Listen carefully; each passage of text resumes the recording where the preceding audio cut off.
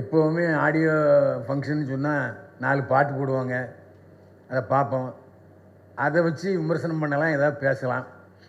ஆனால் இதுக்கு வழி இல்லாமல் பண்ணிட்டார் அருமைச்சவர் பால்ராஜ்.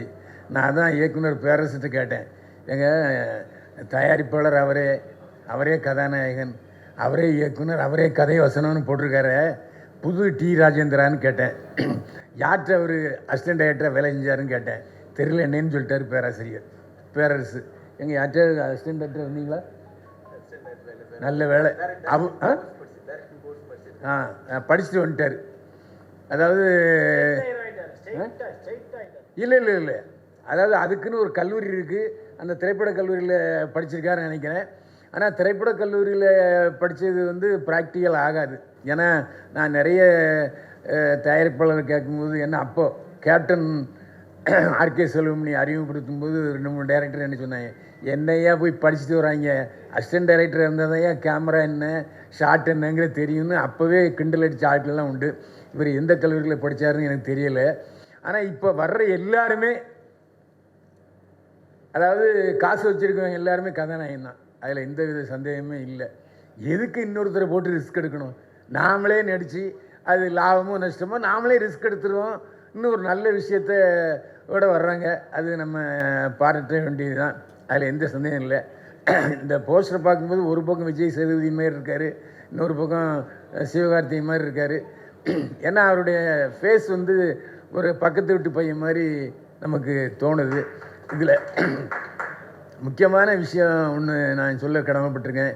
அருமைச்சவர் அன்புச்செழின்னு சொன்னார், என்கிட்ட வாங்க நான் ஹெல்ப் பண்ணுறேன்னு. எங்கள் ஃபைனான்ஸ் வாங்கி கொடுப்பீங்களாங்க? கரெக்டான விட்டேன். நேர்மையாக கரெக்டாக இருந்தால் எத்தனை கோடி வாங்கிடுவோம், ஏமாற்ற வந்து கிட்டே சேர்க்க கூட கூட்டு உதப்போம். இதில் முக்கியமான விஷயம் என்னென்னா, இப்போது படம் தயாரிக்கிறது ஈஸி, ஃபைனான்ஸ் வாங்குறது கூட ஈஸி தான். ஏன்னா ஏதாவது நிலத்தை கொடுத்து வாங்கிடலாம். ஆனால் தியேட்டர் கிடைக்கிறது தான் இப்போ கஷ்டமாக இருக்குது. சமீபத்தில் கூட சல்லியர்கள் படத்தினுடைய தயாரிப்பாளர் ஆரம்பித்தவர் சுரேஷ் கமாச் சொன்னார், எனக்கு மால் தியேட்டர்லாம் கிடைக்கவே இல்லைங்க அப்படின்னு வருத்தப்பட்டு சொன்னார். இதில் முக்கியமான விஷயம் என்னென்னா, நாட்டில் அரசியல் கட்சிகள் அதிகமாக இருக்கிற மாதிரி சினிமா தயாரிப்பாளர் சங்கமும் அதிகமாக இருக்குது.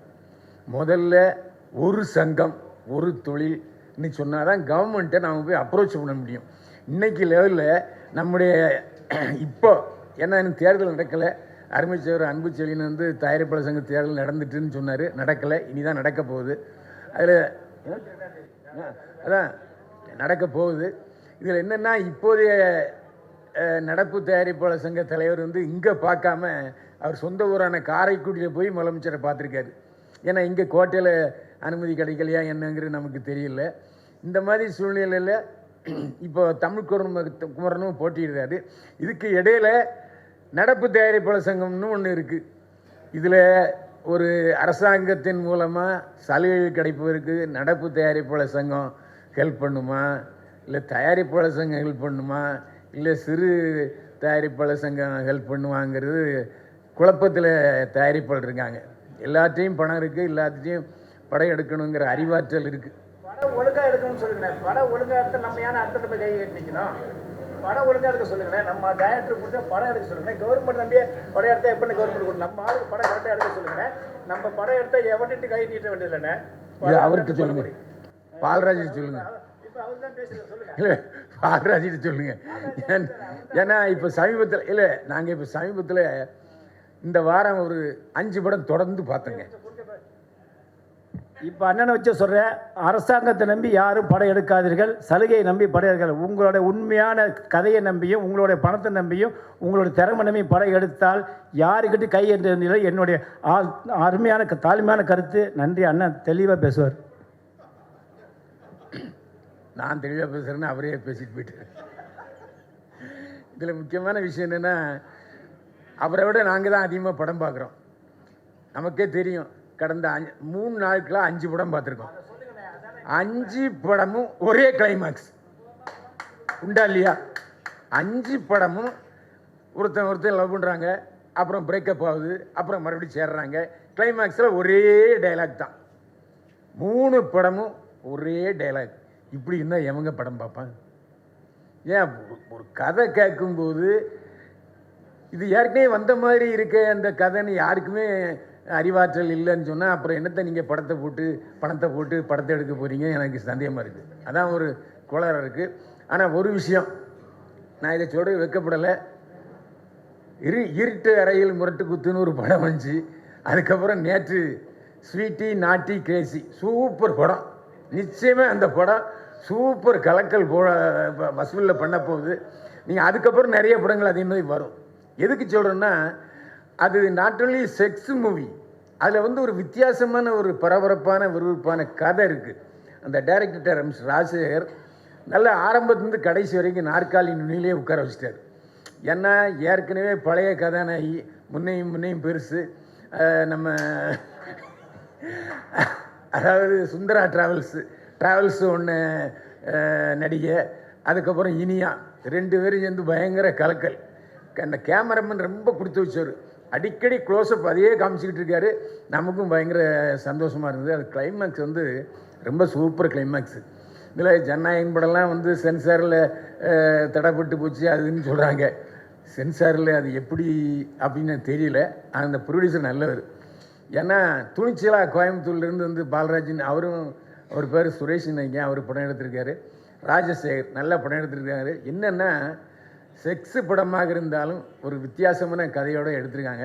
வர்ற தயாரிப்பாளர்கள் வித்தியாசமான கதையோடு வாங்க. இந்த தலைப்பு ரொம்ப இல்லை. யாரா அந்த பையன், நான் தான் அந்த பையன். ஒருவேளை டைரக்டர் ப்ரொடியூசரு ஹீரோ அவரை பையனாக சொல்லிக்கிட்டாரா என்னன்னு நமக்கு தெரியலை. இப்படிதானே நீ அவரை பையன்னு சொல்லிட்டாரு. நான் தான் அந்த பையன். இந்த துணிச்சல் யாருக்குமே வராது. அந்த அடிப்படையில் அவரை நம்ம பாராட்டணும்.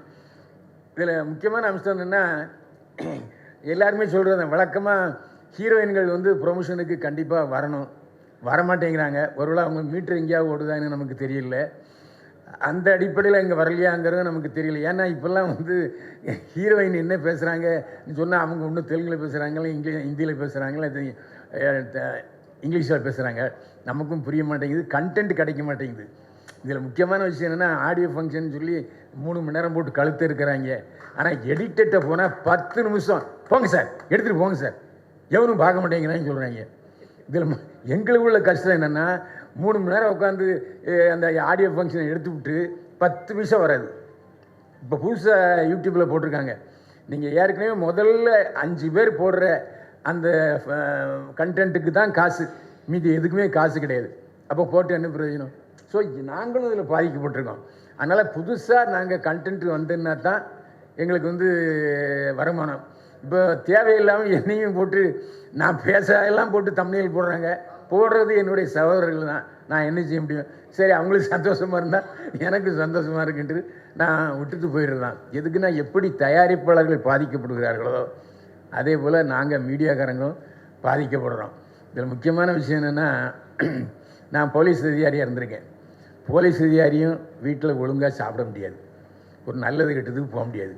அதே மாதிரி இந்த மீடியாக்காரங்களும் நல்லது கெட்டதுக்கு போக முடியாது. ஏன்னா எந்த சமயத்தை பாருங்கள், 5 மணிக்கு ஆரம்பித்து 7 மணி முடிஞ்சிருன்னு சொன்னால் வந்துட்டு இப்போ மணி பாருங்க. வீட்டுக்கு போனாச்சுன்னா எத்தனை மணிக்கு வரேன்னு சொன்னேன். வீட்டில் ஒரே பாட்டு. ஆக நமக்கு அங்கே ஒரு இடி இங்கே ஒரு இடி. ஆஃபீஸுக்கு போனால் என்னையே நியூஸ் எடுத்து வந்திருக்க, கண்டென்ட்டே இல்லை, நானே கண்டென்ட் கொடுக்க முடியும் இப்படி. ஆக நாம் எப்படி தயாரிப்பாளர்கள் சிக்கலில் இருக்கிறார்களோ அதே போல் மீடியாக்காரங்களும் நாங்களும் சிக்கலில் தான் இருக்கோம். ஏன்னா எத்தனை யூடியூப்பு இனிமேல் அடுத்தாப்போ வரப்போகுது, இருக்கிற மூட போகிறாங்களேங்கிற பயத்துலேயும் தான் நாங்களும் இருக்கிறோம். இருந்தாலும் யாரா அந்த பையன், நான் தான் அந்த பையன் வெற்றி பெறுவதற்கு தம்பி பாலராஜை வாழ்த்துகிறேன். ஏன்னா இந்த மாதிரி ப்ரொடியூசர்கள் வர்றதுனால தான் ஒரு 10-15 பேர், அது கிட்டத்தட்ட ஒரு 500-600 பேர் பொழைச்சிக்கிட்டு இருக்காங்க. ஏன்னா சினிமா இன்றைக்கி சொன்ன மாதிரி அன்புச்சிலையும் அடிக்கடி சொல்கிற மாதிரி புதிய தயாரிப்பாளர்களை நம்பித்தான் சினிமா இருக்கிறது.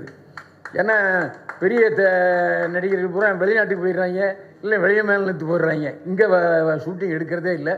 இந்த மாதிரி புதிய தயாரிப்பாளர்கள் தான் இப்போதைய சினிமாவை வாழ வைத்து கொண்டிருக்கிறார்கள். மேலும் தொடர்ந்து பல தயாரிப்பாளர் வர வேண்டும். வாழ்க வளமுடன்.